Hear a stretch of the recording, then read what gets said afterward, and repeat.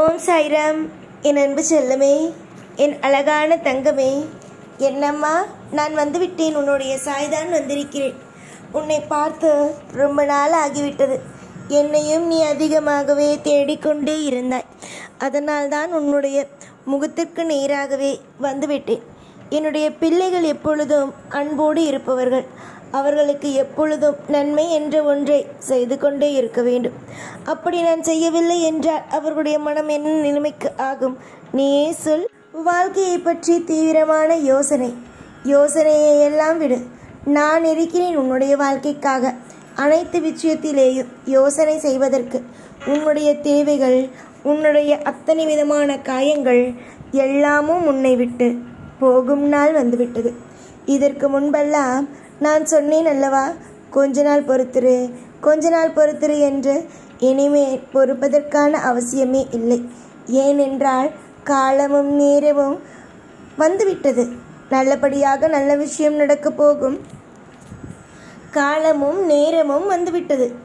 யார் என்ன சொன்னாலும் இனிமேல் நான் கேட்கப் போவது அல்ல. இனிமேல் நல்ல விஷயத்தை மட்டுமே செய்ய போகிறேன். உனக்கு ஒரு விஷயத்தை சொல்லட்டுமா?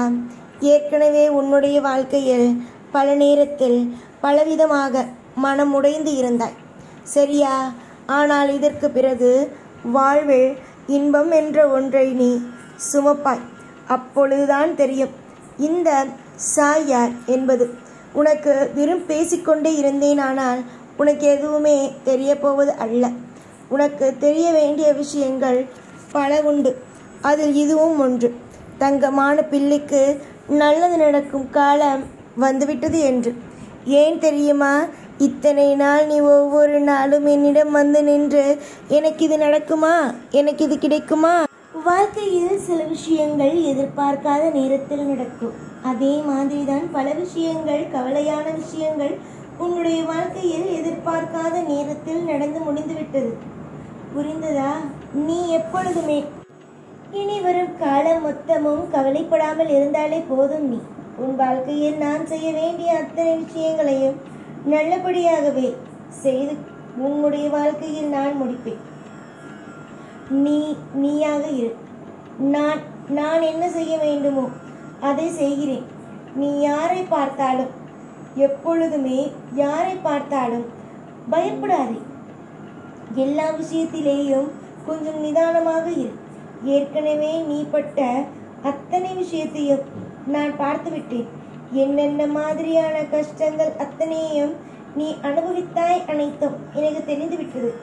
அதனால் இன்னும் மேலும் மேலும் மேலும் உன்னை கஷ்டப்படுத்துவேன், உன்னை கவலைப்படுத்துவேன் என்று ஒருபொழுதும் நினைக்க வேண்டாம். நான் என்றும் என்றும் உன்னோடு இருந்து, உன் குடும்பத்தோடு இருந்து உன்னை பல்லாண்டு காலம் நிம்மதியோடு வாழ வைப்பேன்.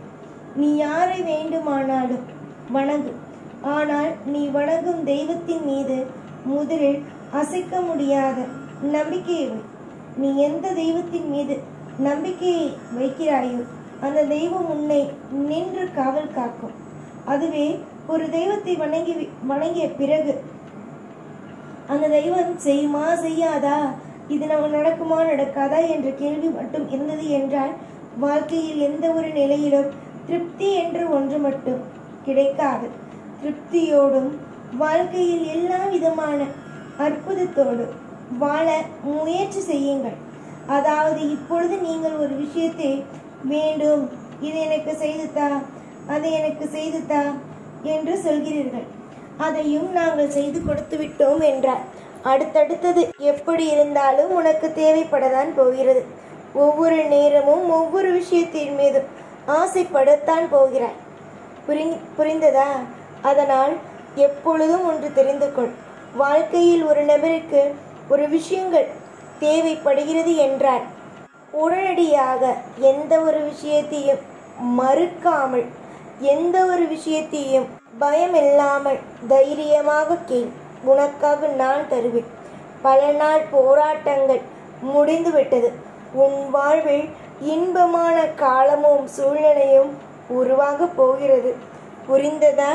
உன் வாழ்வில் பல போராட்டங்கள் நீ எந்த அளவுக்கு என்னை நீ நம்பி என்னிடம் சரணாகதி அடைந்தாலும் சரி, உனக்கு நான் அதைவிட அற்புதமாகவும் அதிசயமாகவும் நிறைய விதத்தில் உதவிகளை செய்வேனே தவிர உன்னை ஒரு நாளும் ஒரு பொழுதும் துரோகத்தை மட்டும் செய்து உன்னுடைய வாழ்க்கையை கேள்விக்குறியாக மட்டும் ஆக்க மாட்டேன்.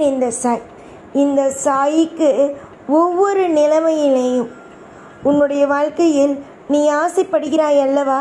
இந்த விஷயம் நடக்க வேண்டும், அந்த விஷயம் நடக்க வேண்டும் என்று நீ என்னென்ன விஷயங்கள் நினைக்கிறாயோ அந்த விஷயங்கள் அனைத்தும் தெரிந்து எல்லாமே நேரத்திற்கும் காலத்திற்கும் என்னென்னலாம் எப்பொழுதெல்லாம் தேவையோ அந்த நேரத்தையும் காலத்தையும் கணக்கெடுத்து உனக்காக கண்டிப்பாக ஒவ்வொன்றையுமே செய்து கொடுப்பேன். என்னிடம் வந்த பிள்ளைகளுக்கு இதை நான் தரமாட்டேன், அது தரமாட்டேன் என்று ஒரு நாளும் சொல்ல மாட்டேன். என்னிடம் வந்து நம்பிக்கையோடு எனக்கு இது நீங்கள் கண்டிப்பாக செய்து தர வேண்டும், இதை நீங்கள் எனக்கு ஒவ்வொரு நிமிஷமும் அமைத்து தர வேண்டும், நீங்கள் இதை எனக்கு தந்துதான் ஆக வேண்டும் என்று உரிமையோடு கேட்கிறாய் அல்லவா? நீ உரிமையோடு கேட்கும் ஒவ்வொன்றும் கண்டிப்பாகவே நடக்கும். புரிந்ததா? நீ என்னுடைய பிள்ளை. உனக்கு நான் தராமல் வேறு நான் யாருக்கு தரப்போகிறேன்? உனக்கு மட்டுமே நான் தருவேன். அழுகாதே, கவலையை விடு. கண்ணீரை எப்பொழுதும் ஒவ்வொரு நாளும் சிந்தித்து கொண்டே இருக்காதே. கவலைகள் என்பது வாழ்க்கையில் நிரந்தரமானதல்ல. அது மாறும், அது நிச்சயமாக மாறும். உன்னுடைய வாழ்க்கையில் இருக்கும் கவலை மாறியே ஆகும் இன்னும் ஓரிரு நாட்களில். நீ என்னுடைய பிள்ளை என்பதினால் எதிலையும் பயப்பட வேண்டாம். நீ என்ன தெய்வத்தை நம்பாமலே இருக்கிறாய்? தெய்வத்தை தான் நம்புகிறாயே.